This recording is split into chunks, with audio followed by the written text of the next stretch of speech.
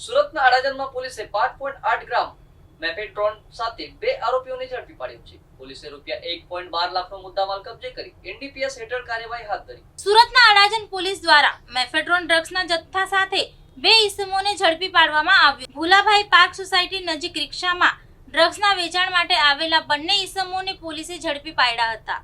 પોલીસે બંનેની તલાશી લેતા તેમની પાસેથી કુલ 5.8 ગ્રામ મેફેડ્રોન ડ્રગ્સ મળી આવ્યું હતું. આ સાથે પોલીસે રોકડ રકમ સહિત કુલ 1.12 લાખનો મુદ્દામાલ કબજે કર્યો છે. પોલીસે બંને ઈસમોની ધરપકડ કરી તેમની સામે એનડીપીએસ એક્ટ હેઠળ કાયદેસરની કાર્યવાહી હાથ ધરી છે. પ્રાથમિક તપાસમાં ડ્રગ્સનો જથ્થો વેચાણ માટે લાવવામાં આવ્યો હોવાની માહિતી સામે આવી છે. પોલીસે આરોપીઓ પાસેથી ડ્રગ્સ ક્યાંથી મેળવવામાં આવ્યા હતું અને કોને સપ્લાય કરવામાં આવતું એ અંગે પૂછપરછ શરૂ કરી. આ ઉપરાંત સમગ્ર ડ્રગ્સ નેટવર્કમાં અન્ય કોઈ વ્યક્તિ સંડોવાયેલી છે કે કેમ તે અંગે પણ તપાસ કરવામાં આવી રહી છે.